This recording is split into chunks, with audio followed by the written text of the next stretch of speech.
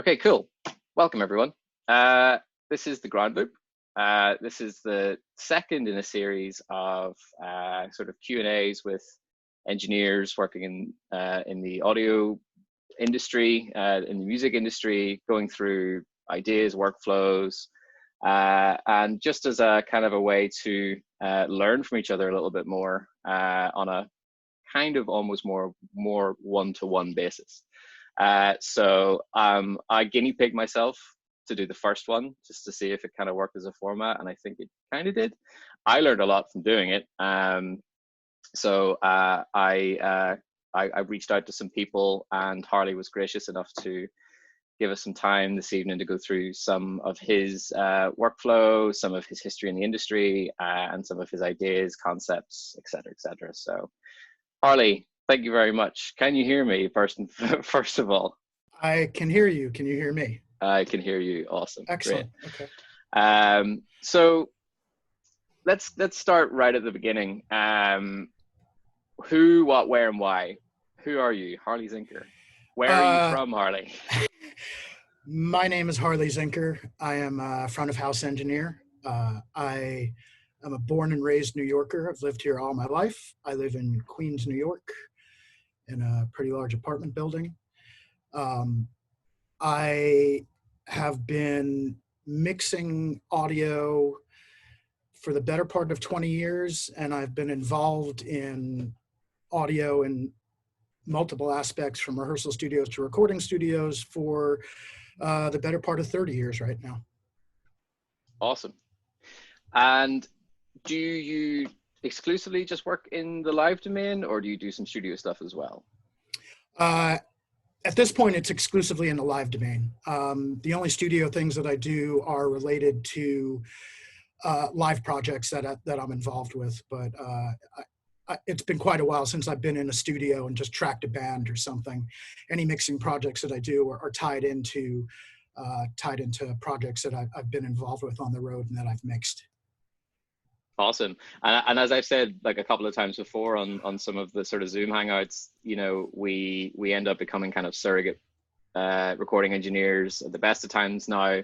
I'm sure most of us have been involved where we've handed off multi-tracks or something that we maybe use on a daily basis for our own purposes and given them to a record label or whatever, and they've turned it into something. And I think it's something I will, you know, talk to you a bit more about later on, but I think that there's definitely a lot of scope to make sure that that process is done well, because, you know, with the way that things are going right now, there's going to be a lot of changes to deliverables going forward, and a bit more emphasis put upon making sure that those captures are done well, reliably, et cetera, et cetera. So that's really cool. Tell me about sort of like your last couple of gigs, client wise.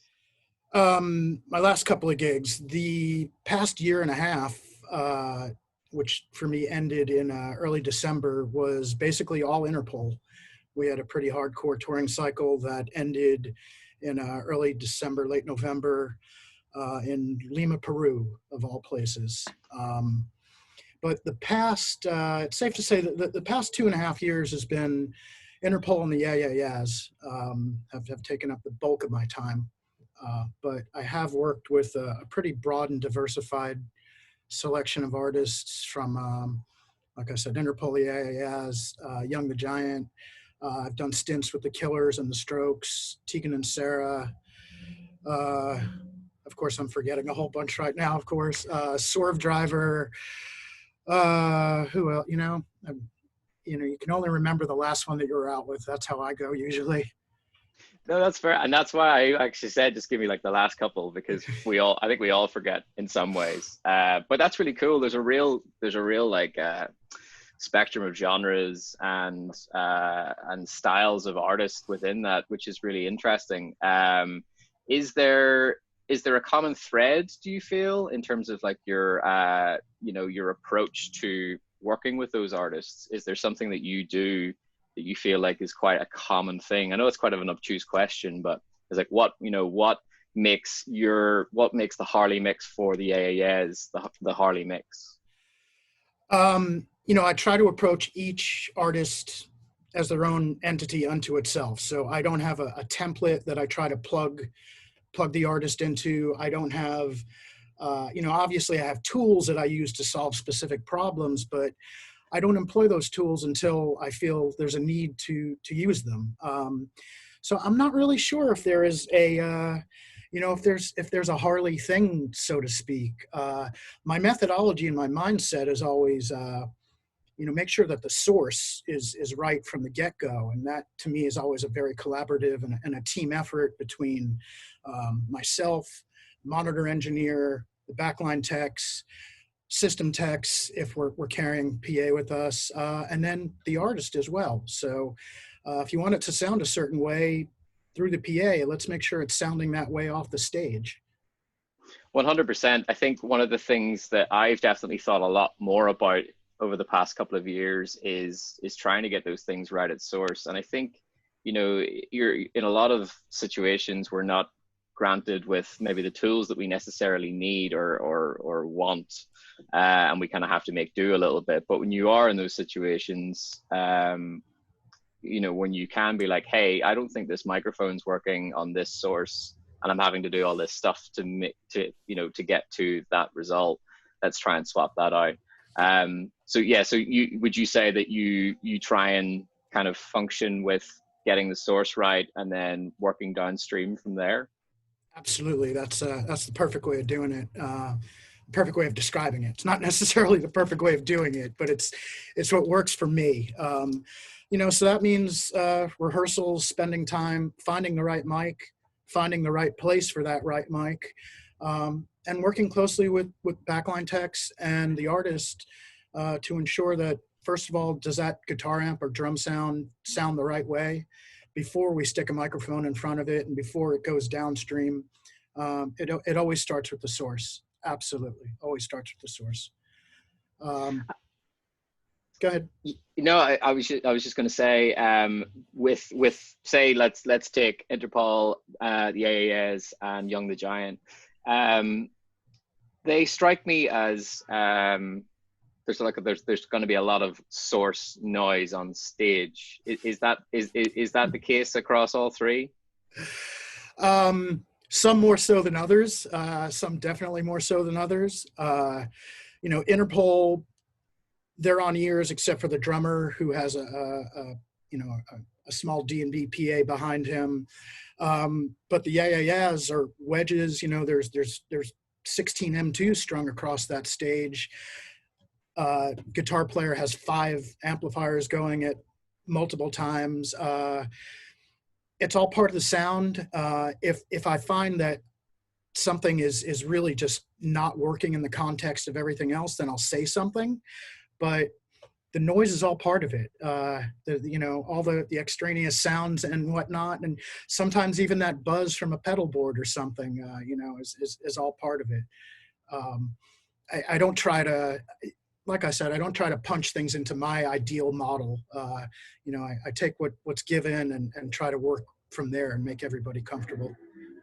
Yeah, there's a lot to be said for trying to embrace bleed if you're in the situation where you have no real choice. Absolutely.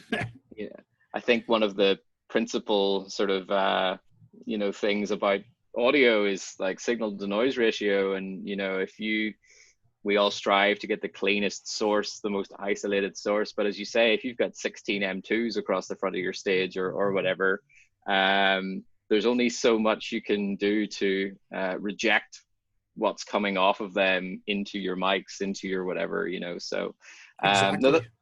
That's really interesting. In terms of and this is just a small tangent, but I think it's a pretty important one. I live for the tangent. No, well, this whole channel thing is a tangent. I live for the tangent.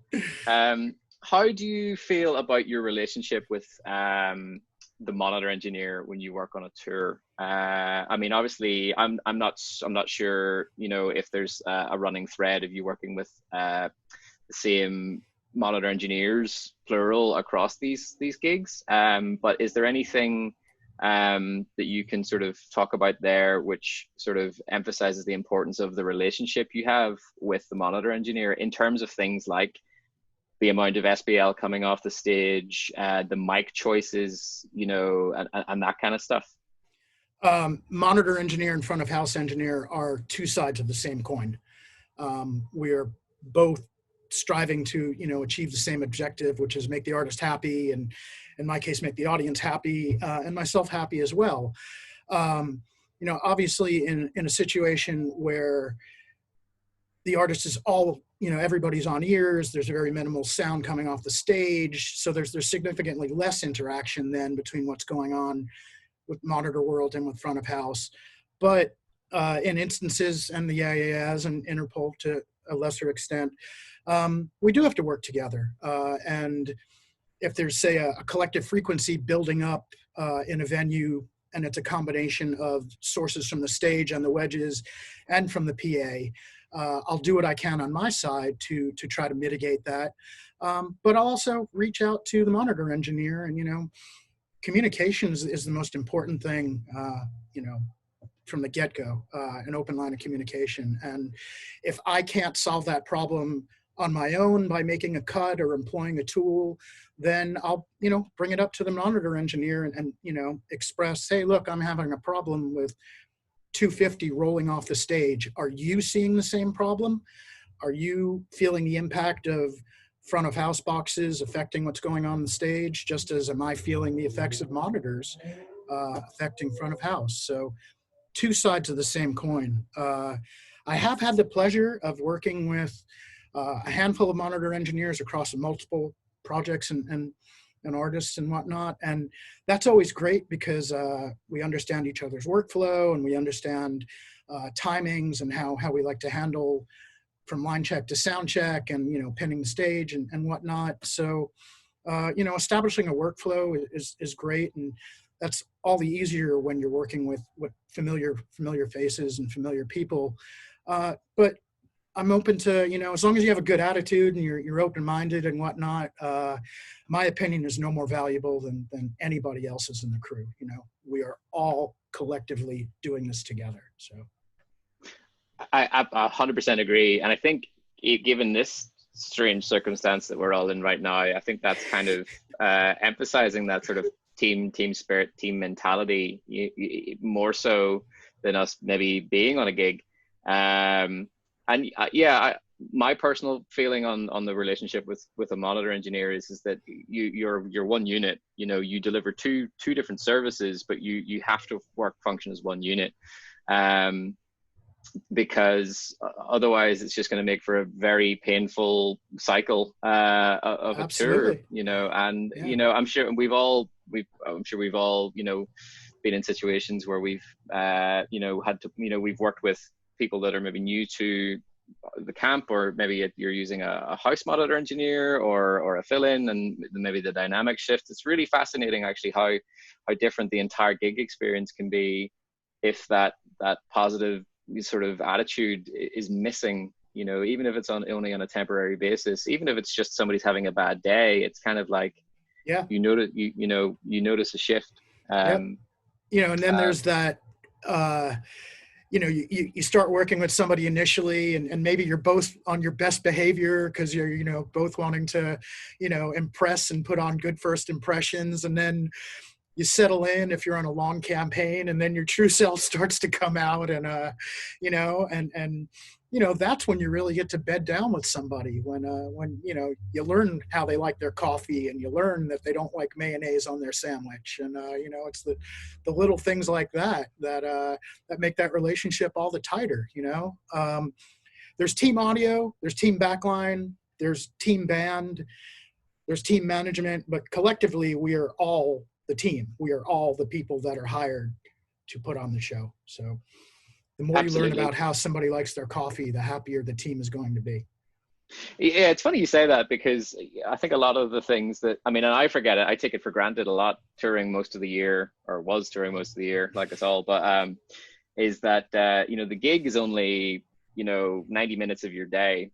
It's everything else that goes up until that point when the show happens, where, you know, that's when cracks can really start to form. You generally don't have an opportunity to have a disagreement with somebody during a show. You know, I it's going should to hope be. not. Yeah. I'm Yeah. sure. I'm sure it could still Yeah. happen, but Is that what, that's what comms are for, right? Yeah. Yeah. the bat phone. Yeah. Um, but yeah, no, that's really cool, and it's you know, it's really nice to sort of, I think, remind all of us that, you know, we are a team, you know, in this whole thing together. We all work together to deliver an end product. Um, so yeah, that's super cool. Let's talk shop real quick before we go into sort of the specifics. You're a avid user, correct? Yes, I am an avid user. I'm a long time avid user. I've been doing this long enough that I have spent a significant amount of time on analog consoles when the digital console offerings were limited. But I did get into analog, or rather, I did get into digital pretty early. I spent a significant amount of time on Yamaha PM1Ds. I don't know if anybody's even seen one these days. Um, I was a very early adopter of the PM5D. I took one sight unseen, um, and I felt like I was an ambassador rolling into venues across the country and across the world, across the US and across the world, excuse me, where people had never seen a 5D before. So I really love that. My 5D experience then turned into a 5D with a ton of outboard gear to try to get it to do other things.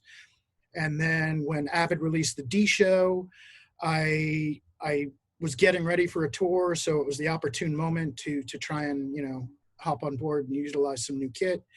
So I had a D Show for quite a while, and then I moved to a profile. And I have been on I was on the D Show venue profile platform for 9 years or so, like quite a long time. It was getting a little long in the tooth. You know, it was 48 as opposed to 96. I knew that there were other options. I was getting ready actually to move to another company. I was going to, the SD5 from Digico was what I had my eyes on. I was at a festival in Latin America, and a friend of mine who worked for Avid kind of pulled me aside and said, you know, I know you're a longtime Avid user. I just want to show you what's going on. And he politely showed me some photos of the S6L and explained some of what's going on. And again, it worked at the perfect point. I had a break and was getting ready to gear up for another tour. And that tour, which was with Young the Giant, with my good friend Ricky Leone, who was hopefully in here somewhere, fantastic monitor engineer. We made the decision to see if we can go with S6Ls. And that was my first S6L experience, which was probably at this point, maybe 4 or 5 years ago at this point. And I've been on the S6L ever since then. And I've utilized it in kind of a multitude of configurations. Initially, no wave server whatsoever. Then I went S6L with wave server, but it was run via MADI card. So it was almost like a piece of outboard. And then the folks at Eighth Day Sound, who one of the vendors that I utilize, and a fantastic bunch of people, got their hands on the Wave Sound Grid card, a pretty early one. And my current configuration is an S6L with a Wave Sound Grid server. Awesome. I've been using them since they kind of first came out as well, but in a very limited capacity and not touring. And it was like straight in, you know, no sort of you know, preamble or any sort of training, but had spent a lot of time in profile land. But I was quite impressed of how easy I was able to get things going. And I've teched a bunch of tours and festival stages and stuff that have had them. Yeah, crazy flexible consoles. They sound great. So it's a miles and miles of an improvement over the Absolutely. profile. Absolutely. You know, they still, I think, you know, I know some people that just know what they know, and they want to stick with what they know as well for as long as they can. I think I think that's totally valid. But yeah, I think as we all go into a lot of these gigs now that, 10x years ago, a 48 input, gig was kind of like your cap, and now it's like minimum 64 and Yep. onwards. Yep. I certainly Uh, remember from analog days where you were limited by, you were limited by physical channels, and you were limited by how many channels the split could handle. And actually, one of the moments that Ricky and I decided to go with the SXL for Young the Giant was the 64 input stage cage. So right there, one stage cage, we had 64 inputs as opposed to 48. So it was a bit more expensive at the time because the SXL was new. But if we were to take profiles, we would have needed two stage cages. So the level of complexity would have jumped up quite a bit, and the space and the form factor and all that. do you utilize a copper split anymore, or do you share, or what's your sort of stance on that? I have still been utilizing a copper split. I like just the complete independence of Monitor World has control over theirs. Front of house has control over theirs. There are still some instances where I need to hand off a copper split feed for record purposes. Although at this point, I really try and put my foot down and say, look, I want to give you Maddie, I want to give you Dante, I want to give you something digital. But as a last resort, I do have that third transformer ISO output available if you need it. And, I do have to hand it off every now and then. At some point, maybe I'll go down that road of, going all digital and taking that out. But for the time being, this is what I'm sticking with. I just came off a tour in December with the National, and they've now gone to SXLs on both ends, and the input count is so huge now. It's basically, I think it's 94 actual inputs on stage, and there's no playback or anything. It's just all mics. Wow. It's That's a lot of mics. it's intense. And one of the biggest factors in that was just real estate in terms of packaging and stuff like that. When you string together two 48-way splits plus four, it ends up being four stage racks for two consoles. Your monitor footprint starts to just double in size. That's a big chunk of real estate right there. It is, and which kind of leads me on to, again, a slight tangent in terms of, like, I know that you're an I know that you're an incredibly methodical person, and you do a lot of napkin drawing. How involved are you in the way that your packages go together? I am very involved.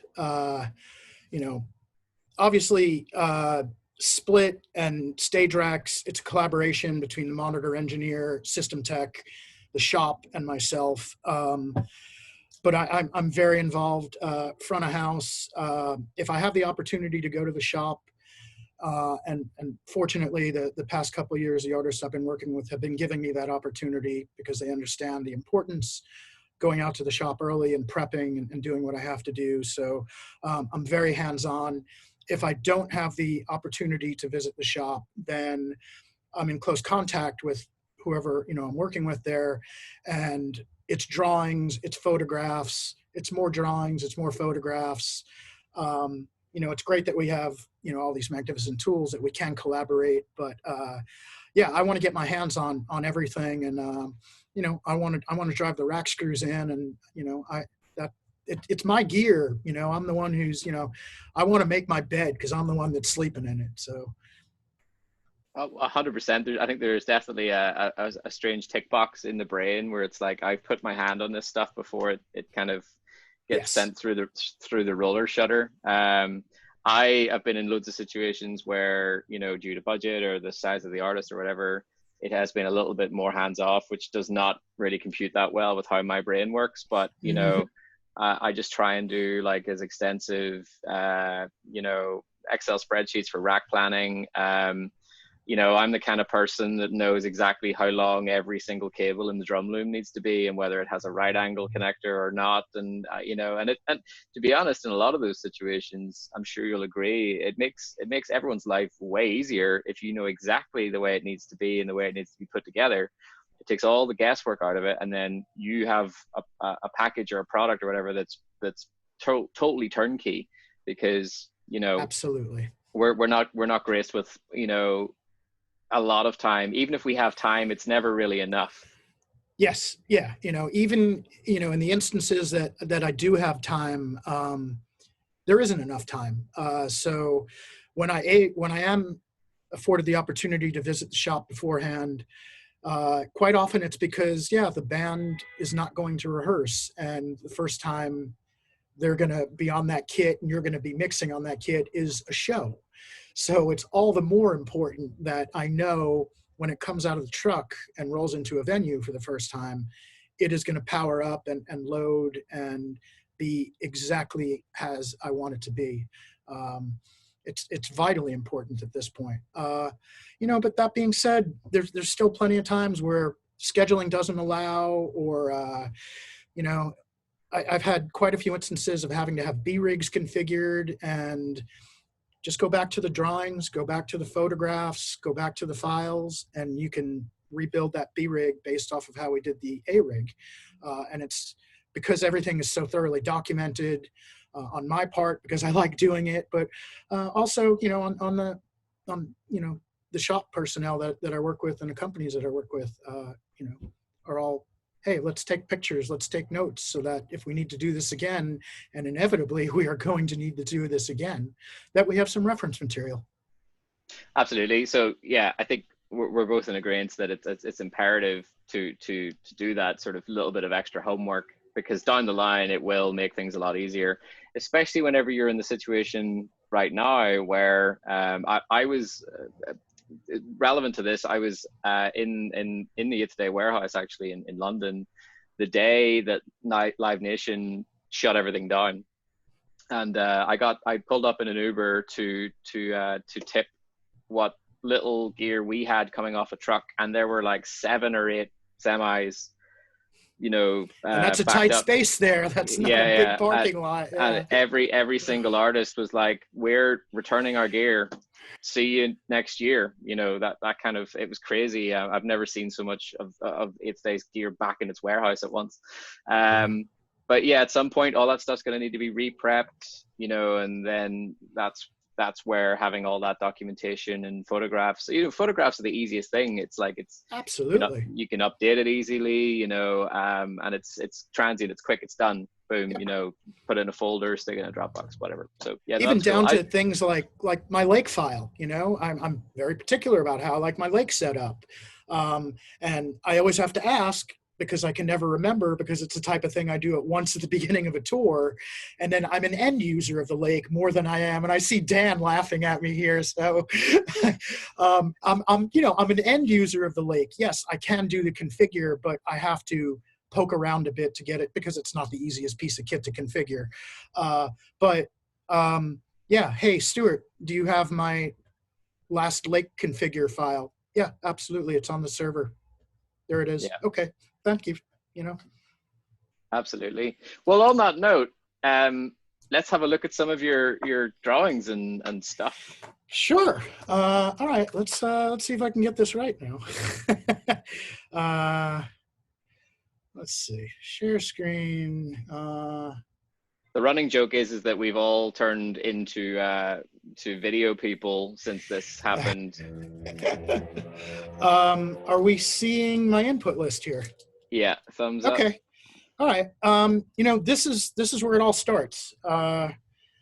Interpol. I'm using Interpol as an example because they were the last project that I worked on, and I've got more photos, more information from them there. It is a very, very simple setup, as you can see. If you cut out the ambient mics, if you cut out the talks, if you cut out the handful of spares, we're looking at 30 inputs, which is nothing. One of the reasons for that is they made a conscious decision a few years ago to get rid of playback, and that right there saved us 16 channels. There were 8 stereos. And they simplified the key rig tremendously to basically 2 Nords, as opposed to a rather large main stage rig that had another 16 outputs as well. So, you see what it is. It's a couple of kicks. There's a 91, a D6, and a sub kick. Snare top is a 201. Bottom is a Hale. Had an A3000, which is a small diameter from Audio Technica.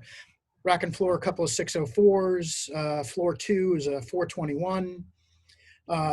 Overheads. I run underheads. I use underhead. I use microphones from a company that takes shotgun shells and makes microphones out of them. And that is a picture of them there, which I hope you're seeing. So that is a shotgun green. They work perfectly for the application that I'm using them in. Probably wouldn't put them as overheads, but all I want are cymbals in this instance. The band doesn't want overheads for a variety of reasons. So these things work perfectly in that regard. Moving down the chain, bass, radial JDI, bass mic is a 52.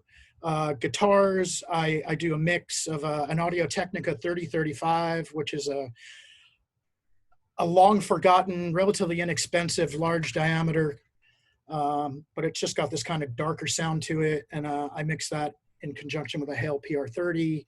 I do that on both guitar players. Backup guitars just have 609s hanging there. I know they're going to work. It's something that we run through every day. When we do line check, we run through the spares as well to make sure everything is right, to make sure they sound right. So in the event that they do have to move over to a spare, that the source sounds right and the mic is sounding right.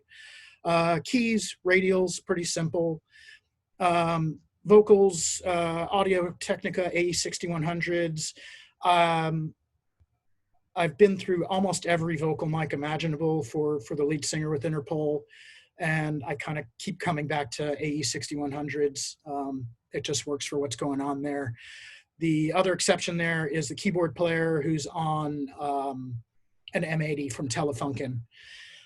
And then the rest of it, as you see, and there's not that much of it, is some ambience and some shouts and some talks and whatnot. So they are a stripped down rock and roll band. There's a stage plot if you guys can see there. You know, so we're 99% of the time we are carrying consoles. We're obviously carrying backline. We're self-contained, but there are those instances where it's a fly date and we're going to rely on outside vendors. So the more information that can be provided via the input list and the stage plot, the less people have to guess, the less people have to ask questions.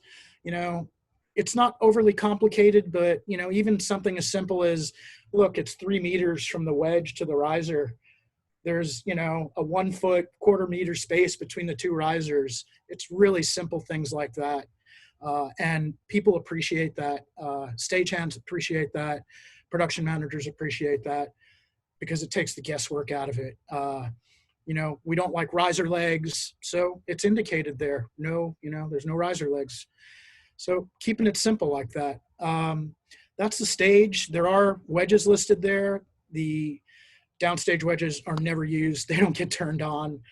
They're shoe covering, call them what you want. The band likes to have them, so we continue to have them. Drum World is a little on the loud side. There are 2 M2s, and I think there's a V sub back there. I can't remember. It's kind of gone back and forth between a couple of different things, but that's the stage. Now on to front of house there. That's basically where it's wound up at over the years. I've moved from this, which was a SXL 32 with a double wide to my left, sitting on an easy tilt. It occupied a fair amount of real estate. It's great when you have that real estate.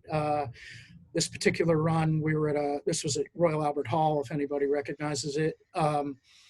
Plenty of real estate there, but there are tons of venues and in particular festivals where this is the right move because it occupies significantly less space. That double, you know, that single rack can get pulled in tighter to me if need be. So the external monitor in the middle there is on a KVM switch, and that gets switched between Pro Tools and Smart. The rack there, I have another close up there. I can show you the rack. So the rack, starting at the top. So there's two LM44s. I use them redundantly, and they're connected via this ATI AES splitter. So I feed both AES and analog into the LM44s. The AES goes into the ATI splitter and then feeds both the LM44s.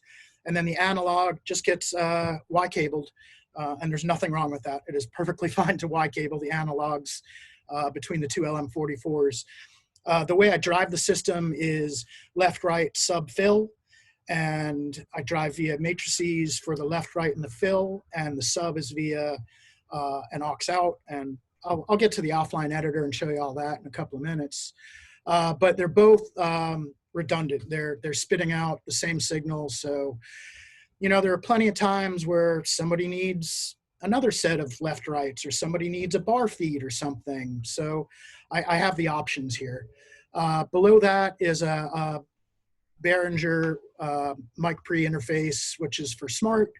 Below that, spacing on the company who makes this. It's a fantastic hard drive enclosure. Is it Shadow? I'm spacing here. Somebody can chime in. It's the Black Magic. Yes, exactly. Yes, the Black Magic hard drive enclosure, which is really great. Below that is, let's see, I got a better picture. Below that is pull-out drawer with keyboard and a mouse, and this is connected via a KVM switch, which is here, and Pro Tools computer, which is the Mac Mini, the silver guy there. And then to the left of that is an Intel NUC, which runs Smart. And the NUC is fantastic if anybody's not familiar with it. It's this just tiny little thing. You can Velcro it anywhere. It boots up in 20 seconds, if not sooner. So both of those into the KVM switch, and they share that keyboard and that mouse. And then they are then displayed on that monitor up there with the 8th Day Sound logo on it. Just going down the rest of the rack, Wave SoundGrid server, Avid Engine, and then a UPS. So it's quite simple. Lake tablet up there, Shoutbox, again, just really, really simple. My only piece of outboard gear, as you see, is a Neve Master Bus processor. And to be quite honest, I've gone back and forth on using that. There have been times where I've just completely taken it out. I've had some kind of weirdness in terms of driving it via an insert from the S6L's mains, and I've talked with a couple of people about having similar experiences there. So I love the red and blue functionality of it. I love the tone and the texture that it gives. But to be quite honest, I've basically wound up going, back to that. And that does exactly what I want it to do. It sounds great. It's a tool, These things are just that. They are tools to me. They're hammers, they're screwdrivers. I choose them based on what I want to accomplish. And, so that's my basic front of house setup there. And it has stayed pretty consistent over the past year and a half or so. Very, very minimal changes. When I do make a change, it's because I've really thought it out. I'm not one to randomly swap microphones out in the middle of a run. And I'm not one to really randomly swap anything out in the middle of a run. I do quite a bit of experimentation as far as plugins and workflow and stuff like that. But I do that in the afternoon, or I do that in my hotel room. The show is not, in my opinion, the show is not the time to start experimenting. I've had to have this polite conversation with more than a few people that any changes you make, please make them before sound check, if there is a sound check. Because if there is a sound check, that is now our starting point for the show. Don't suddenly decide that you're going to change something that's going to affect everything downstream. And not everybody completely understands that. But once I explain my thinking behind that is, Yeah, the show is the show. Line check and sound check. That's when we have more liberty in terms of experimentation and trying things out. But yeah, that's my basic front of house setup there. Rack. That's the old one. Like I said, not much has changed there. Let me see So if I can. can I just I'll just kind of ask some questions just of my Sure. own. So you're running, so all your Pro Tools capture is through the AVB card, I'm Yes. presuming. Yeah, the Avid makes it very, very easy to do that, as you know. Yeah. Cool. And do you obviously you were saying there about moving your moving down to the smaller 24C frame from the 32D. Was there any sort of muscle memory retraining that you had to redo in terms of reducing the fader count or anything like that?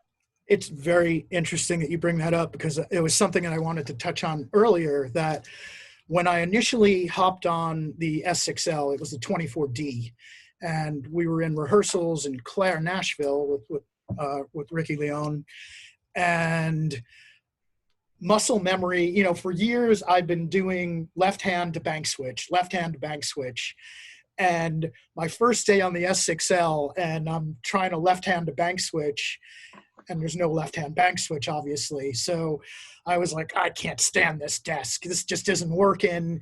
And I went so far as to talk to one of the guys in the shop that was running the shop there. And he just said, if you don't like it, go into the shop and tell somebody what you want. They'll give you whatever you want. We've got every single desk you can imagine. And I said, all right, let me stick it out. Let me see what happens.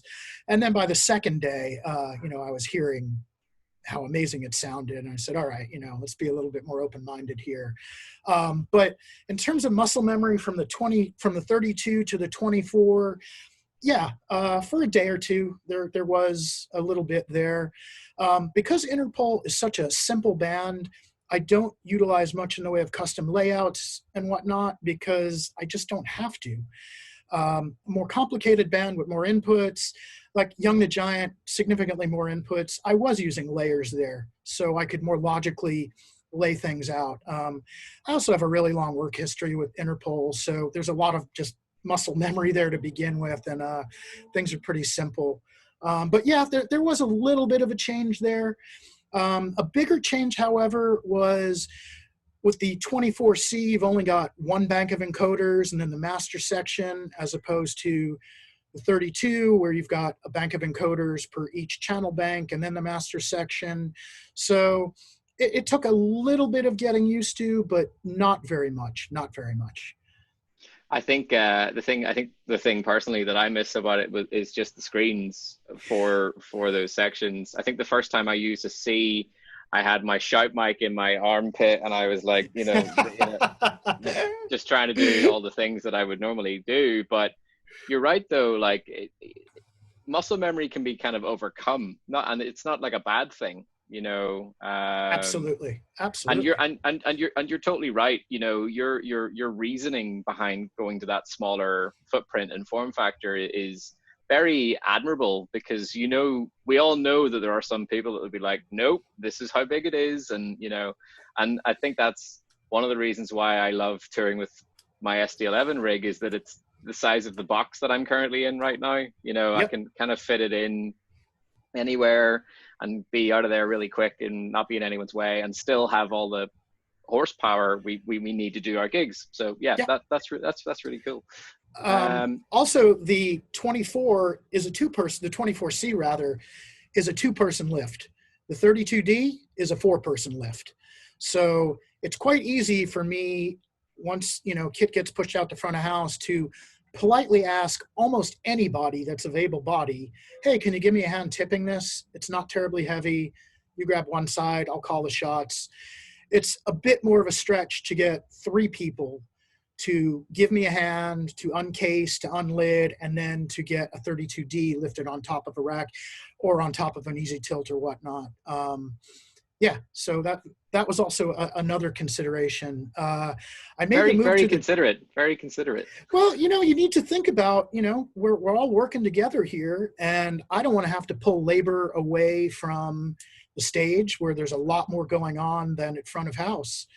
And also at festivals, we all know how difficult it is getting gear out to front of house in the first place, and then how more difficult it is getting gear out of front of house at the end of the evening. And the last thing I want to do is have to get on the radio and ask the production manager to send 3 or 4 hands out to front of house to help me tip my console. So this, my friend Dan has tipped his console with me, so, it makes life easier for everybody. That's cool. I just had, we have some questions here. I think it may be cool to sort of chime in with these now because we're in this kind of thing. This is from Joseph Alexander Simpson. Do you utilize the custom channel strips much on the S6L? And also, do you feel the need to use waves with the S6L, or is it just a preference of tools? It is my preference. I don't have to use, all right, I'm getting off track here. I don't use much in the way of custom layouts with Interpol because I don't have to, because the channel count is so minimal. I've used the S6L platform in a variety of ways at this point, from no waves whatsoever, using strictly stock plugins, using some McDSP things that were available very early on that were compatible with the S6L and the AAX platform, 64-bit. And then I moved on to an external server. And before the Wave sound grid card, I was hesitant to use waves on a channel. So I was using it strictly for output processing because it wasn't fully integrated into the console. Waves, to me, they're tools. It's outboard gear. Coming from an analog mindset originally, I like outboard gear. It's tools to get the job done. So Waves, in my opinion, happens to make a bunch of really functional ones. I do use plugins from a variety of manufacturers, including McDSP and Empirical Labs. I'm a big fan of the Arouser. But I have a show file for my S6L with no waves whatsoever. So if I have to do a one-off where I can't get a wave server, I can have a show, and I'll be happy with it at that. I also have a snapshot in there somewhere that just gets rid of waves completely because I have had more problems with, and there haven't been very many, but I've had more problems with waves than I've had with the S6L platform. So I've got ways to get around everything. But that being said, I choose to use waves because they make some fantastic tools, great problem solving things, and that, firmly integrated into my workflow at this point. Awesome. Cool. So should we have a little look at your console sort of file itself? Yeah. Kind of do a little bit of a whistle stop kind of through your show file. Are you seeing my outboard? We're still on your preview of your photo. Okay, how about now? Yep, that's it. Okay. All right. Well, this is, like I said, it's pretty simple. Kick, D6. The sound grid plugin there is a DBX 160, which is just an outboard compressor. I'm using the Waves emulation, but it's something that 25 years ago, I really loved the sound of it on a kick. So I've continued to use it there. There is a 91 in here as well, but I don't utilize the 91, so I just have it buried on another layer. In this instance, the D6 almost acts like the 91, giving me the top end and the attack. The combination of drum heads and the way the drum is tuned, that is why you see the EQ going on there, trying to get rid of some of that attack, but there is still a fair amount of it coming through. And that's okay. That's what the drum sounds like. That's also why I use a sub kick, and that's where I get the bulk of my low end from. And I'm using strictly a strip compressor there, so there's no external there, no external processing. Can I just quickly interrupt you and ask, is it a Yamaha sub kick? It is a Yamaha sub kick. It is an original Yamaha sub kick that Sam Fogarino, the drummer, owns himself. And we, at the beginning of the last campaign, A-B'd the Yamaha Subkick and DW's, what's the name of their Was it equivalent? the Moon? The Moon Pie, or Yeah. yes. Yeah. Sam has a DW hardware endorsement, so they were kind enough to send us out is it the Moon Pie, or I don't want to get that one wrong. I think it's called the Moon or something like that. I know the one you're talking about. Moon. Okay. Yeah. And we A/B'd them, and we were just happier with how the Subkick sounded, so we stuck with the Subkick there. Let me see. Are you seeing routing buses? That's okay. So just to hop back here. So bus assign. First group is my just drum group. The second group is my drum compression group, which I'll get to in a minute.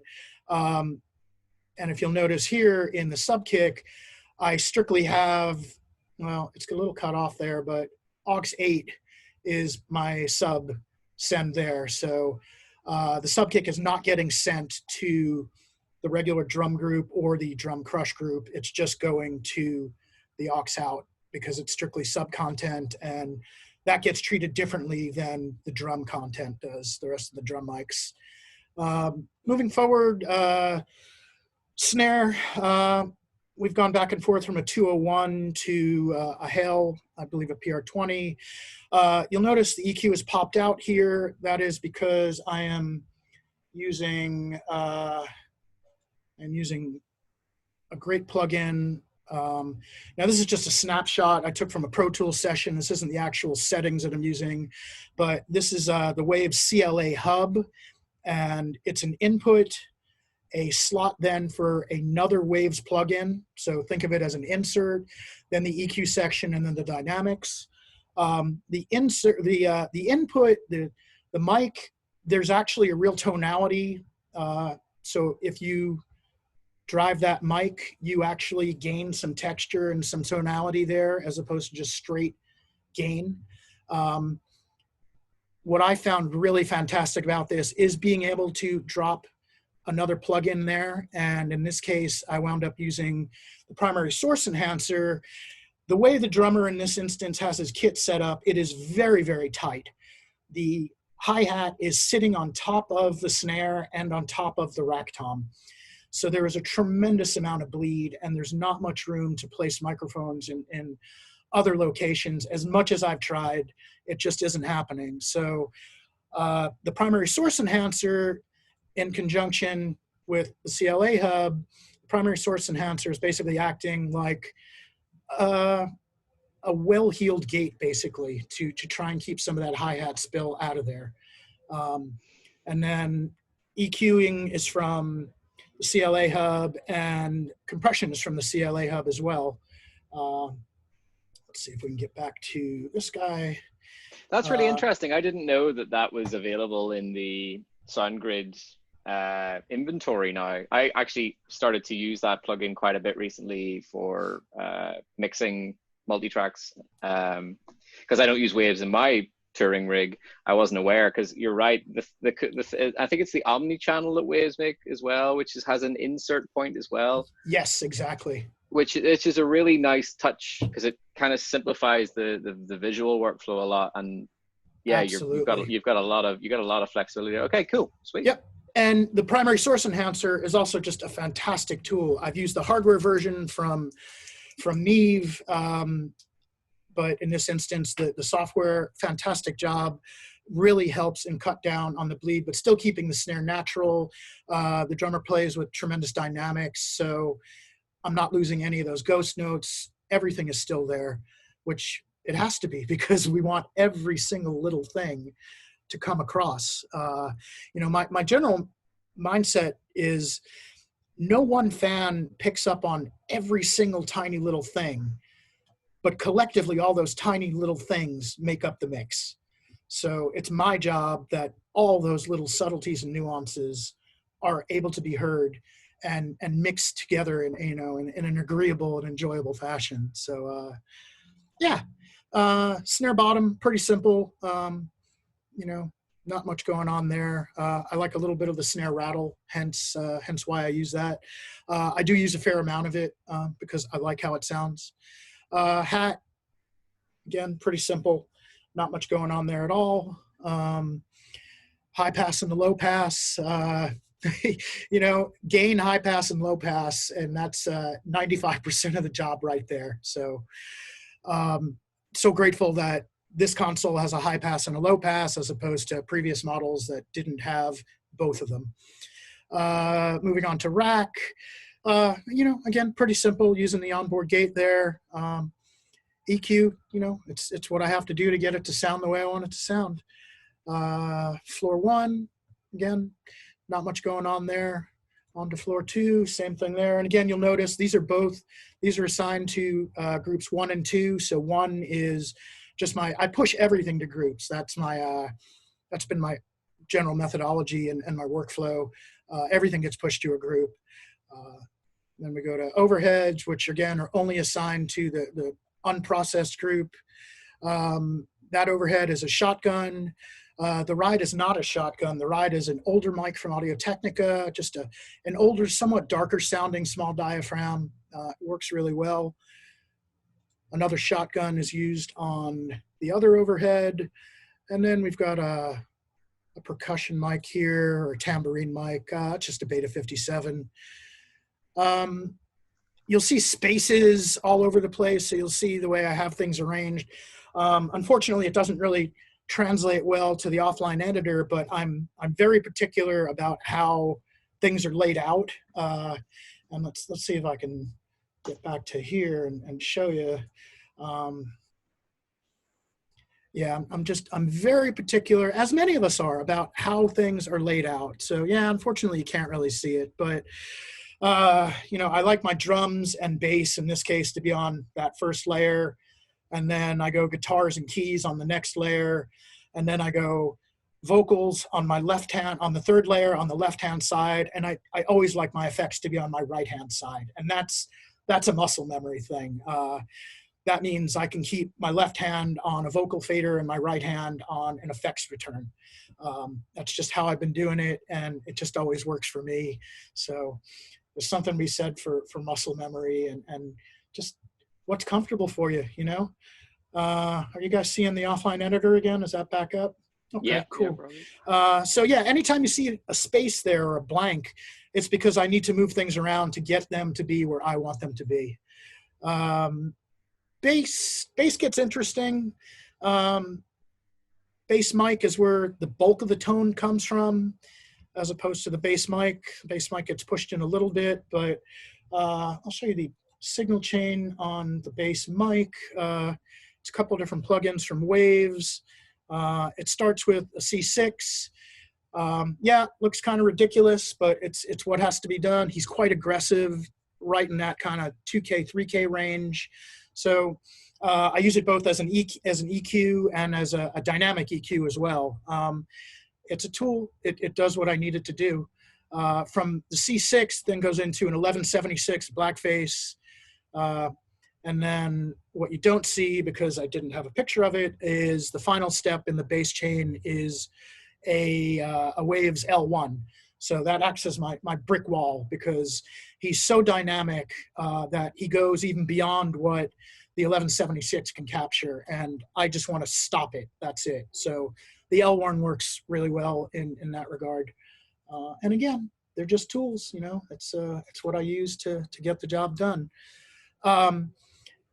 You'll notice that I've got processing going on the bass channels, but then as you move over to guitars, there's no processing on the guitar channels. And my reasoning behind that is I process the group that the guitar channel is pushed into. So my reasoning behind that is I want to control how much compression as I push further into that group, as opposed to on the bass where I want to actually control his dynamics and his transients on the input side of it. The guitar players are quite different in terms of their dynamics and how they control and handle them. So yeah, you'll see plug in there on bass, but then we go to guitars, no plug in there. but I do utilize something from Waves. Who would have guessed? On the guitar groups, and that is Renaissance Axe, which I kind of tried it on a lark, and I can't quite explain what's going on there. There's obviously some behind the scenes sidechain thing going on there that works well for guitars. And I generally have them sitting 2 or 3 dB in almost always. And then, if they start ripping into it, it ducks a little further into it, but that's on the output group right there. Getting back to, and I'll get into the groups and all that once I run through the channels. So guitar, that's the condenser, that's the dynamic on stage right, then condenser and dynamic on the next one. The 2 spares there. Then we get into keys, and same thing, well, slightly different as far as my processing methodology behind the keys. There is a compressor on the keys on both of them, and then I do push the keys into a group, and the compressor that I use on the key group is actually in the CLA hub. And what I really like about this is I'm using the stereo version of this on the group, and the amount of width and space that this adds, I was absolutely blown away. So this, I like for the keys to be kind of this really widespread thing, and the guitars sit within that. And this plugin helped me achieve that. I know Waves has a couple of other stereo related plugins that help enhance the stereo field, but this was something that just worked well for me.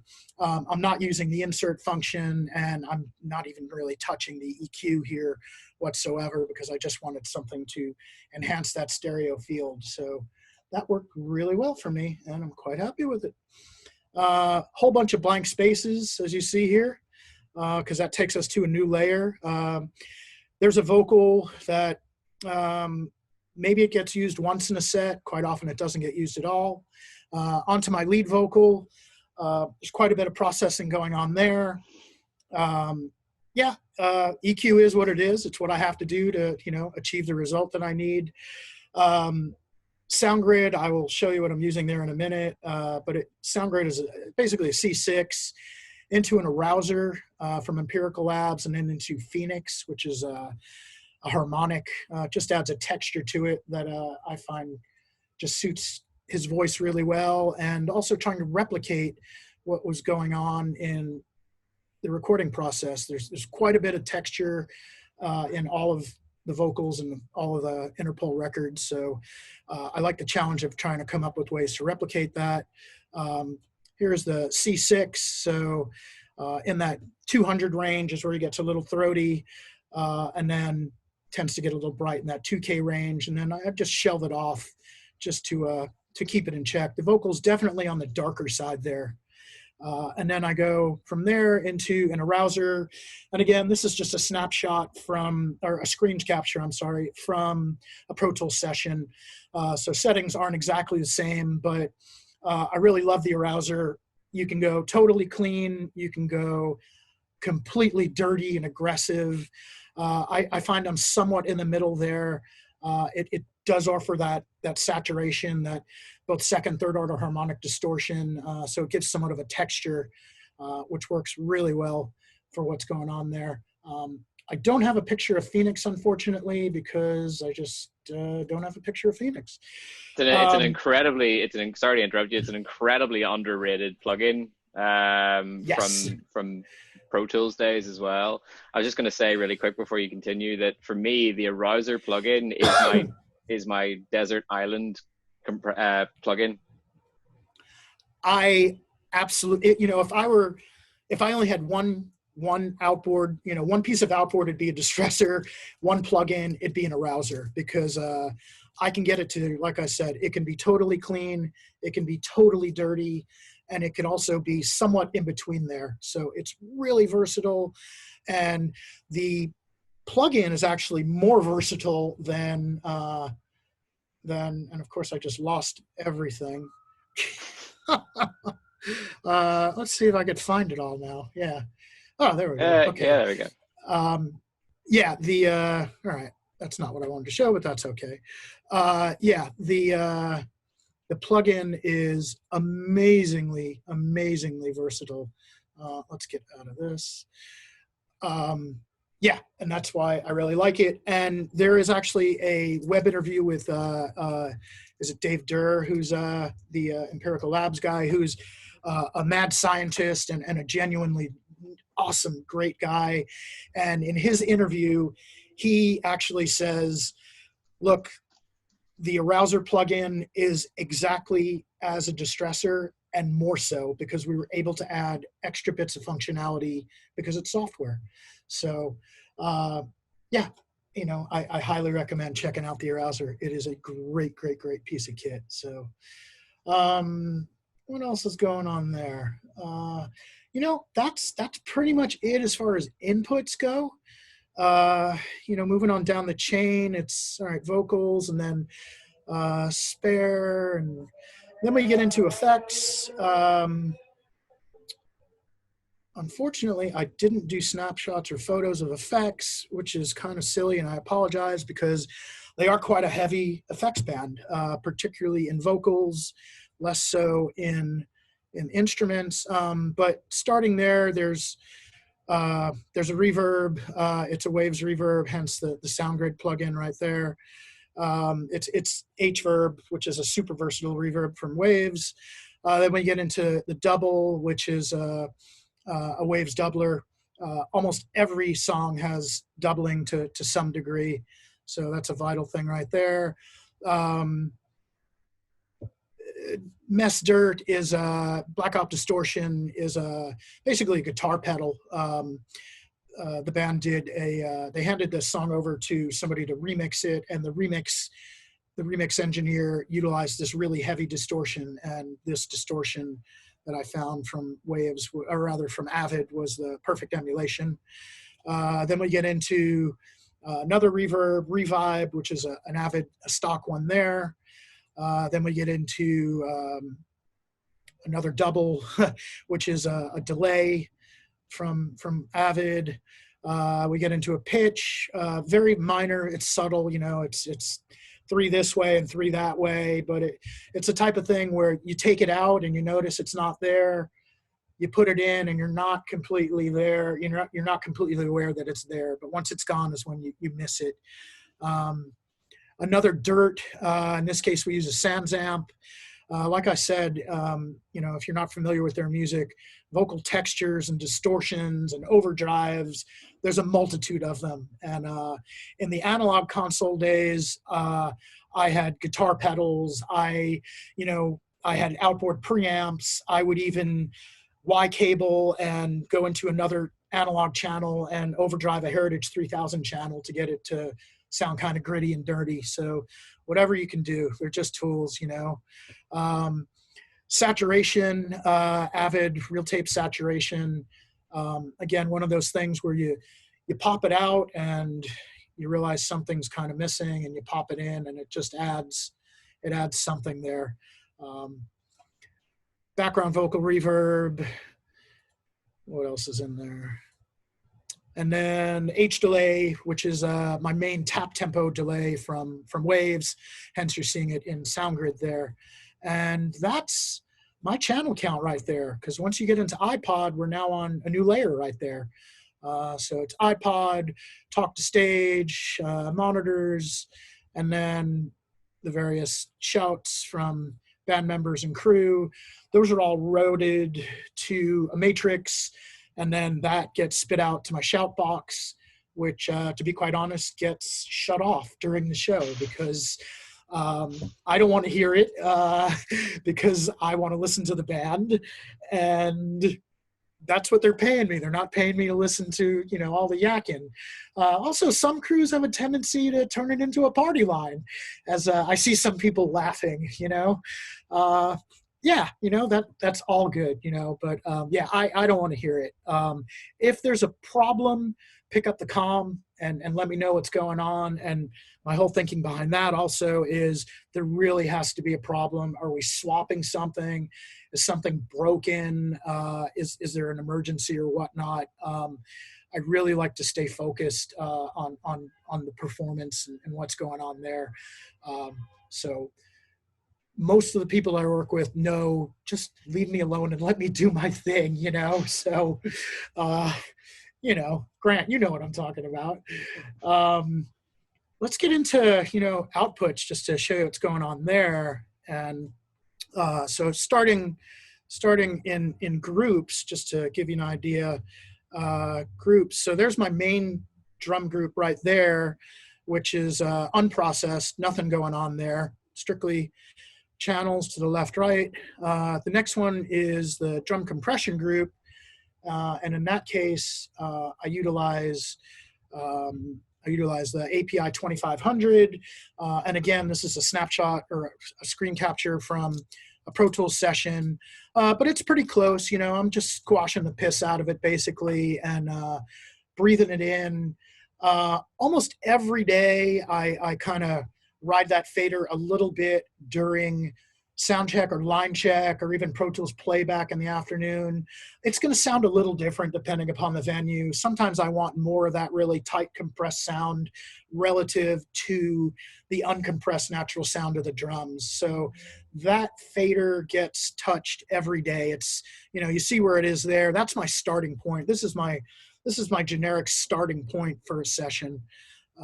So drum compression there. Then we get to bass. No processing going on the bass group, but I do push everything to groups. Guitar channel or guitar group. So we do have processing going on there, and that's where I utilize the Renaissance Axe. That's one pair of guitars. That's the next pair of guitars. Then we've got keys. Keys, I utilize Phoenix, and then I utilize the CLA Mix Hub for that extra stereo width. I really like what that does. And Phoenix. Yeah, I've been using Phoenix since the Profile days. And, you know, you've got a multitude of options there. You can get dark, you can get bright and shiny. And again, it's one of those things, it's somewhat difficult to describe, but you pop it out and you realize something's missing and you pop it in and you're oh, okay, I get what's going on there. I hear it. So, and then we get on to background vocals. Again, no processing on the background vocal group. And then we get into my lead vocal. These are things that are always there. These are just things that are inherent in his voice and the microphone and that combination. So that is always there, hence why I do it on the group there. But no processing on that group channel. And then all those get spit out to my left, right.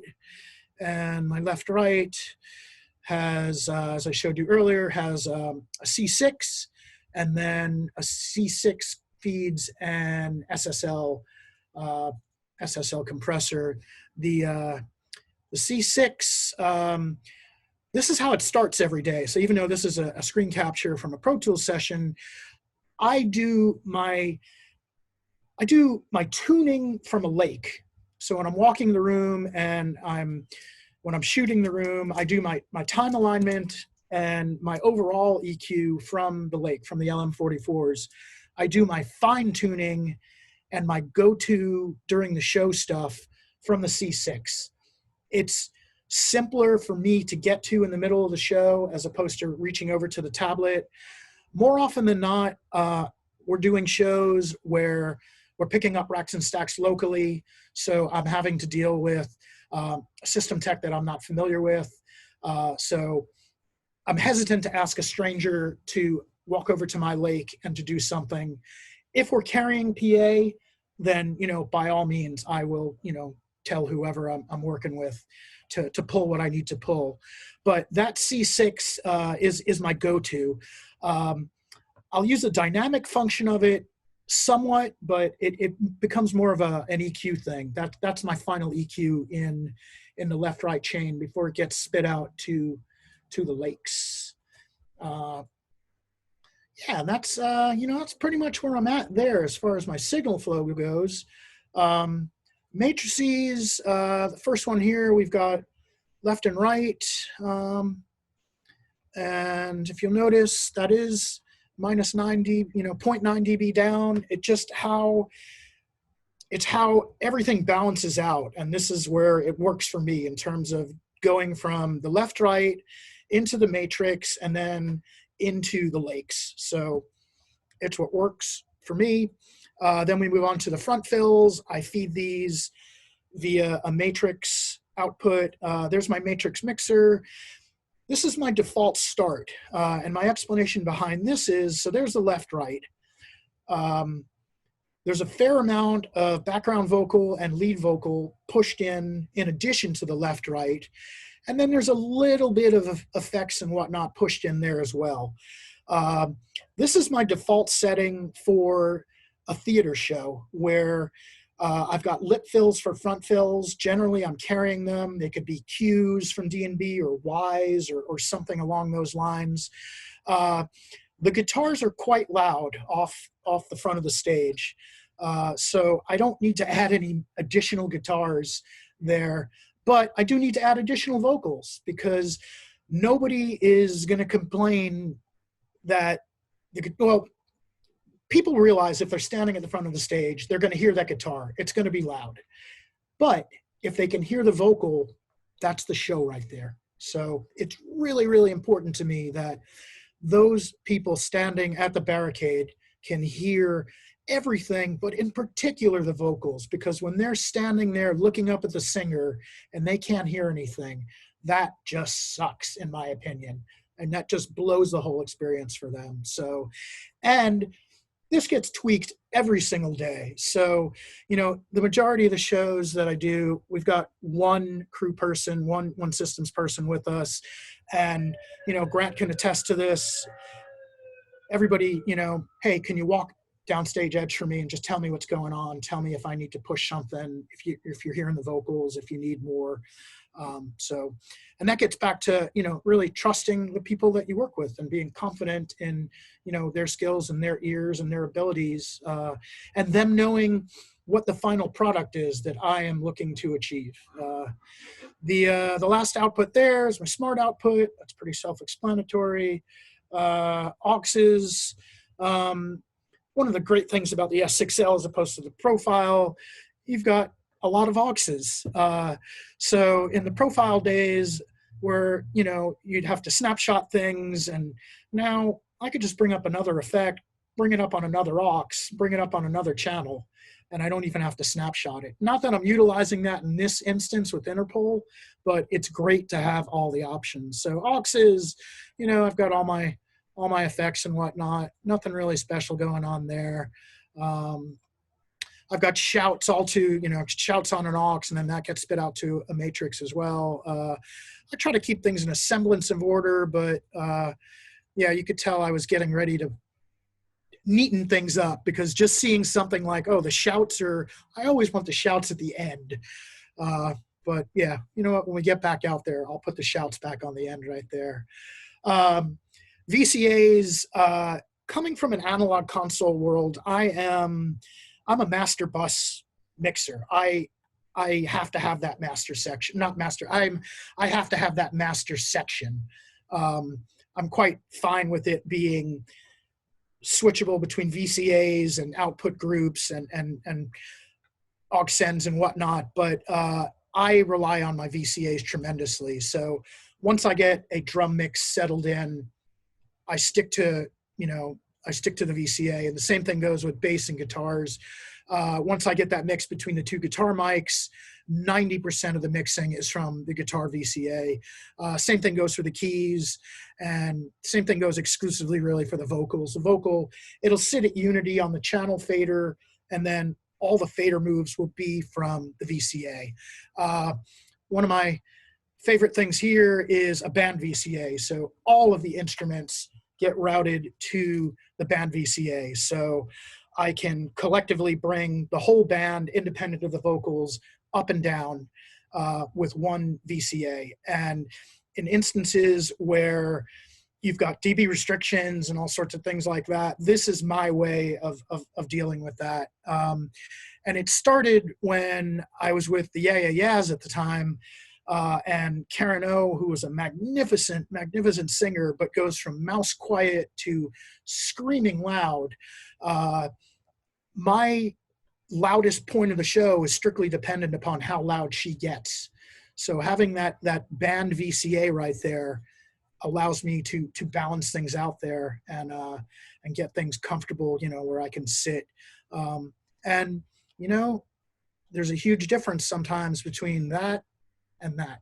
1.5 dB makes the world of difference. As the mixers out there can all attest to it. So it's control, it's flexibility. It's something that I do with almost every artist that I'm working with at this point, because it is control and it's flexibility. Yeah, that's pretty much how I do things on the console. Snapshots, yeah, you'll notice nothing's highlighted here in case you didn't see.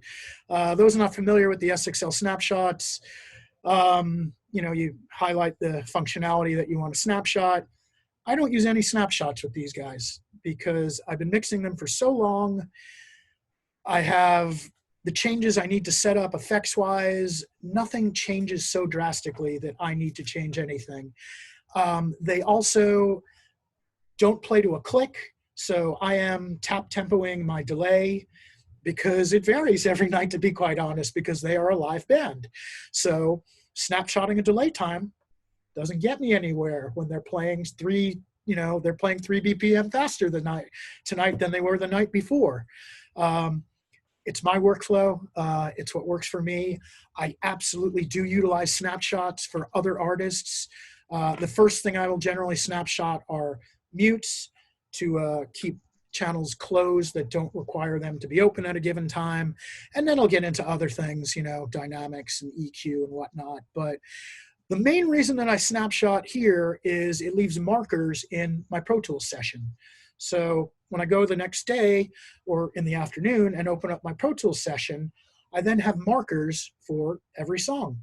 And that's a fantastic feature that, if you're using an SXL and Pro Tools, both Avid products, I can move through my snapshots and it'll move the markers on Pro Tools. So I'm not mousing around.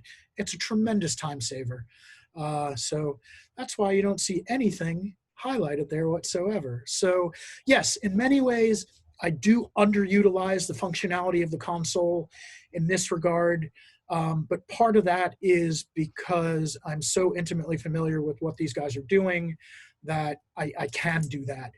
Many other artists that I work with, I am absolutely snapshotting, and it's such a magnificent, powerful tool. Lets you do so much. Plugins, we talked a lot about those already. As you see, lots of SoundGrid stuff, lots of third-party stuff. The only thing that's going to light up here are things that are part of, and even that doesn't light up, are things that are part of, yeah, thanks, Avid, are things that are part of the Avid infrastructure. So there you can see real tape saturation, but all the SoundGrid stuff doesn't come up there, but you do see, reverb, delay, doubler, pitch, distortion, etc., etc., etc. I will talk a little bit about how I do set up my plugin racks. You'll see there are 1, 2, 3, 4. There are 5 racks on the S6L. My first rack, PBJ is my singer, my guitar player. He's the front man, so that's just dedicated to him. So anything in this rack is dedicated to him. Next rack is dedicated to channels. And as you see, there is not much going on there. I've got that 160 on the kick. I've got that CLA channel and the primary source enhancer on the snare. And then moving down to the bass, a couple of other things. Then we go to effects. Then we go to mains. And my chain, as I talked earlier, was that C6 into an SSL. And then we go into groups. So we've got drum group compression, the guitar groups and whatnot. But yeah, I am not a heavy user. I use just enough to get the job done. I don't use plugins for the sake of using plugins. I use things, I use things where I feel I need to use them. I've definitely went through that phase earlier on in my career particularly in the profile days where, I went plugin crazy, and I think a lot of people did it at some point. And then I came to the conclusion that, this is making things sound like shit. It's just not necessary, and I, like we all do, I shoulder surf, and I'm always curious about other people's workflows and whatnot. And, I'm not judging, I'm just observing, but, sometimes less is more. That's, and what's there in the console? What can you solve utilizing the fader, the high pass, the low pass, before you have to start utilizing external tools? So that's my thought process behind that. And that pretty much covers how I do things. It changes artist to artist, but the thought process is always the same in that regard. Awesome. That's me. Thank you so much for that, Harley. I've learned so much from that. I have a couple of questions that are like we can go through real quick, because they're all very relevant. I'm going to work most recent backwards. From Andrew Bush, regarding the front fill mix, does the console automatically apply delay compensation on all output buses? I believe the Avid does. There's a mix insert. I will show you. Yeah. Delay comp. Yeah. Are you guys seeing my console here? Yeah. Okay. So options, pickoffs, delay compensation, mix and inserts. I shoot everything anyway. So, I shoot subs relative to mains, relative to front fills, et cetera, et cetera. So, I apply delay within the lake, but yeah, I feel comfortable and confident with Avid's delay compensation, Yeah, it definitely seems to be a little bit more robust now than it was in the profile. Yes. You don't have to do a dummy channel like you had to do with the profile with all your groups assigned to it and whatnot. Yeah, that's not necessary. So yeah. Let's see, any cool momentary, so you're using any momentary events in your Avid SXL? With these guys, I am not. I've played around with a couple of fun ones, get the lights to blink red when it approaches this level. And that's a Sully thing, Sully's been, that's a Sully thing, and it's a Josh Osmond thing, who have guys, two magnificent engineers who've really been at the forefront of, coming up with these great things. But yeah, no, I'll be quite honest. In this instance, I stay pretty simple in that regard. Pretty simple. So I'm not using much in that regard. You need to get on that one that turns the house music on using the system clock. That's my favorite one. I'm petrified of trying something like that. It's brilliant. I've literally done it, and I sat there both for 2 days making sure that it actually worked and went on time. But then beyond that, I was in catering. So, it was awesome. Here's my thing with the clock. I never want to see the clock. I will, I'll spare you from going through it from the offline editor. I'm not sure if you can do it, but even from the profile days, I don't want to see the clock in my screen. I don't care what time it is. I almost always have a small clock. I always have here. You guys can see me, right? Mm-hmm. Okay. So I always have this, and this is a thermometer, and it has a clock in it and relative humidity. So I always know, just by looking at this, what the temperature, the humidity, and the time is. I don't want to look at the console and see what time it is. But I have a thing about clocks to begin with. There are no clocks in my apartment whatsoever other than my phone. That's it. So that's awesome. Let me see. We'll do a couple more quickly and then we'll wrap it up. Do you ever find you get phase issues running plugins on drum parallel and not the drum group? In the beginning of the cycle, and it's something I periodically do anyway, is I flip phase on everything. Absolutely everything. I flip phase on every input. So let's talk specifically about the drum group. I flip phase on everything because everything is interacting, because we've got 10 mics in really close proximity there. So I flip phase on everything to establish a baseline. And then I will also I went through flipping phase on the processed group versus the unprocessed group. And once I found something that I feel comfortable, that sounds right to me, and, phase is, I'm not going to install, Wave's phase plugin and start sweeping through everything there, because it's more trouble than it's worth relative to the drums. But once I found a baseline, I stored that as my starting point. So it is something that in the beginning of the cycle, I spend more time addressing. And like I said, I found something that suits me and works well for me and sounds right. And I use that as my starting point. Awesome. Cool. Well, I think that's pretty much everything. I'm amazed we got so much done in like 90 minutes. That was amazing. Thank you so much, Awesome. Harley. My absolute pleasure. So yeah, if anyone has any extra questions or whatever, please feel free to add us on the Instagram, the Ground Loop Instagram, and yeah, send any questions or anything like that through on DMs, and we'll get back to you on those. You can also find me on Instagram. I am more than willing to, whatever you guys, I love answering the questions, particularly in this time. I know it's getting late for everybody, but I'm glad to, be a part of this. I'm glad, Lee, you're doing this, and thank you for inviting me to do this. And it's helping us all stay more connected. So, ask me a question, and I'll do my best to get around to answering it. Awesome. Well, thank you very much, guys. It's been an absolute pleasure. Thanks again, Harley. Hopefully let's do it again soon. Yeah. Have a good evening, everybody. Yeah. The rest of the day, whatever time zone you're in, enjoy. Thank you very much. Cheers. Thanks, everybody. Take care.